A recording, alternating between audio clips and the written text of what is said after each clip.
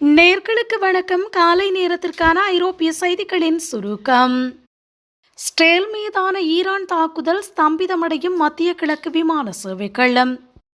ஸ்டேல் மீதான ஈரானின் ஏவுகணை மற்றும் ட்ரோன் தாக்குதல்கள் ஐரோப்பாவுக்கும் ஆசியாவுக்கும் இடையில் பயணிக்கும் விமானங்களுக்கான சேவைகளை ஸ்தம்பிதமடைய செய்துள்ளது.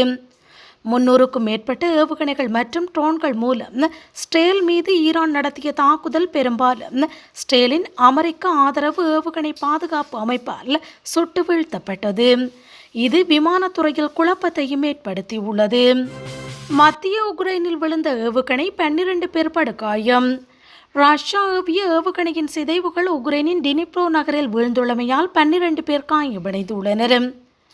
லியோபிமிஷ்கா சமூகம் என்று அழைக்கப்படும் குடியேற்றத்தின் மீது குப்பைகள் விழுந்ததாக டினிப்ரோ பெட்ரோஸ் பிராந்தியத்தின் கவர்னர் தெரிவித்துள்ளார். காயமடைந்தவர்களில் ஒரு குழந்தையும் அடங்குவதுடன் மேலும் 30க்கும் மேற்பட்ட தனியார் வீடுகளும் சேதமடைந்துள்ளன. ஈரானின் தாக்குதலில் ஸ்டேலுக்கு பாரிய இழப்பு, 44 மொசாட் முகவர்கள் கொல்லப்பட்டுள்ளதாக தகவல். ஸ்டேல் மீது ஈரான் மேற்கொண்ட பாரிய வான் தாக்குதல்கள் காரணமாக ஸ்டேலுக்கு பாரிய இழப்புகள் ஏற்பட்டதாக ஈரானிய ஊடகங்கள் கூறியுள்ளன. தாக்குதல் காரணமாக குறைந்தது 44 மொசாட் முகவர்கள் கொல்லப்பட்டுள்ளதுடன் 18 பேர் காயமடைந்துள்ளதாகவும் ஈரானிய ஊடகங்கள் குறிப்பிட்டுள்ளது. நெவெடம் விமான தளத்தில் குறைந்தது 44 மொசாட் அதிகாரிகள் கொல்லப்பட்டனர். இது ஸ்டேலிய F-35 விமானங்களின் படைகளை வைத்திருப்பது மட்டுமல்லாமல் உளவு விமானங்களுக்கான ஹேங்கராக செயல்படுகிறது. இந்த தளம் உளவுத்துறை அதிகாரிகள் மற்றும் உயர்மட்ட மொசாட் செயற்பாட்டாளர்களின் நிலையான தளமாக இருப்பதாக கருதப்படுகிறது.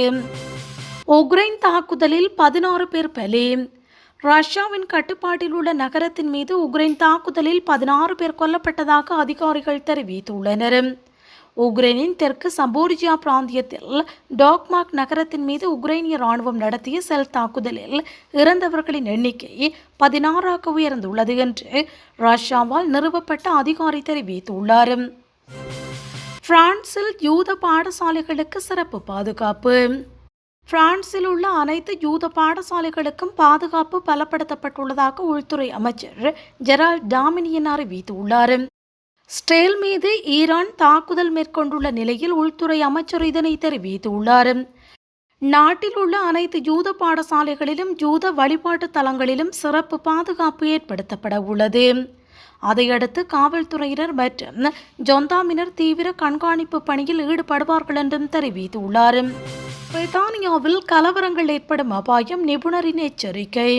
ஸ்டேல் மற்றும் ஈரான் இடையேயான மோதலானது பல நாடுகளில் கலவரங்களை ஏற்படுத்தக்கூடும் என்று எச்சரிக்கை விடுக்கப்பட்டுள்ளது. இந்நிலையில் பிரித்தானியாவில் பயங்கரவாத நடவடிக்கைகள் அதிகரிக்க வாய்ப்பு இருப்பதாக நிபுணர்கள் தரப்பு எச்சரிக்கை விடுத்துள்ளனர். ஸ்டேல் மீதான ஈரானின் பொறுப்பற்ற தாக்குதல் நடவடிக்கை தொடர்ந்தால் உலகின் பிற பகுதிகளுக்கு பெரும் பாதிப்பை ஏற்படுத்தும் என்று நிபுணர் ஒருவர் தெரிவித்துள்ளார். போலந்தில் கருக்கலைப்புக்கு எதிராக ஆயிரக்கணக்கானவர்கள் இணைந்து போராட்டம். போலந்தில் கருக்கலைப்புக்கு எதிராக ஆயிரக்கணக்கான எதிர்ப்பாளர்கள் நேற்று வார்ஷாவில் போராட்டத்தில் ஈடுபட்டனர்.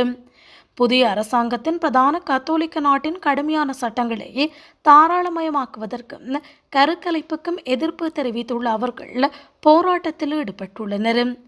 பிரதமர் டொனால்ட் டஸ்கின் 4 மாத கால அரசாங்கம் கருக்கலைப்புக்கு ஆதரவாக பல நடவடிக்கைகளை கொண்டு வந்துள்ளமை குறிப்பிடத்தக்கது. இத்துடன் காலை நேரத்திற்கான செய்திகள் நிறைவுக்கு வருகிறது. மீண்டும் மதிய நேர செய்திகளோடு இணைந்து கொள்ளுங்கள். வணக்கம்.